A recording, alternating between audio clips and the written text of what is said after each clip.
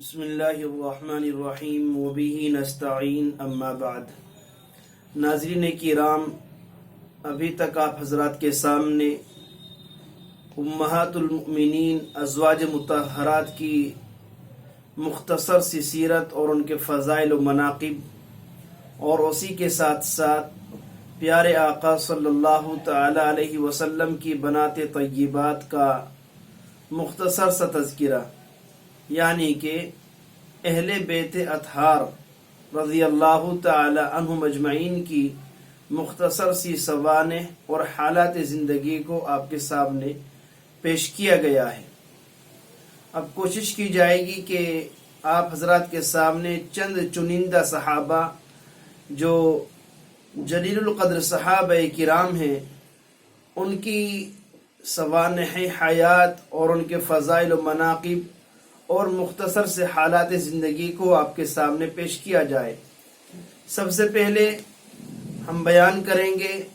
عشرہ مبشرہ کے فضائل و مناقب۔ عشرن کے معنی 10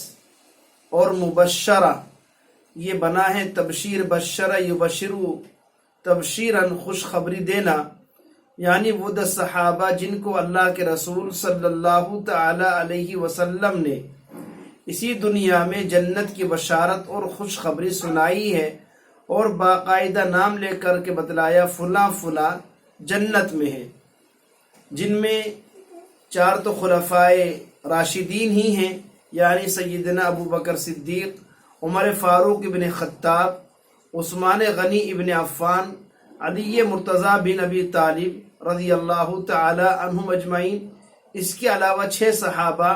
حضرت سعد بن ابی وقاص رضی اللہ تعالیٰ عنہ، حضرت سعید بن ابی زید رضی اللہ تعالیٰ عنہ، حضرت طلحہ بن عبید اللہ، حضرت زبیر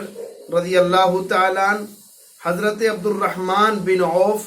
اور حضرت ابو عبیدہ ابن جراح۔ 6 صحابہ یہ ہیں اور 4 خلفائے راشدین، مکمل 10 صحابہ ہیں جن کو اللہ کے رسول علیہ الصلاۃ والسلام نے اسی دنیا میں جنت کی بشارت سنائی ہے، جن کو عشرہ مبشرہ کہا جاتا ہے۔ تو ہم سب سے پہلے ان کے فضائل شروع کریں گے، اور ان میں بھی سب سے پہلے ہم بیان کریں گے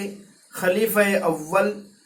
انبیاء کرام علیہم الصلاۃ والتسلیم کے بعد سارے انسانوں میں سب سے افضل صحابی اور سب سے افضل انسان سیدنا ابو بکر صدیق رضی اللہ تعالیٰ عنہ کے فضائل کو۔ انشاءاللہ کل سے یہ سلسلہ شروع ہو رہا ہے، آپ حضرات دعا بھی فرمائیں اور دوسروں تک ان پیغامات کو، ان ویڈیوز کو پہنچانے کی بھی کوشش کریں۔ کار خیر کی نیت سے آپ شیئر کریں گے، انشاءاللہ آپ بھی اجر عظیم کے مستحق ہوں گے۔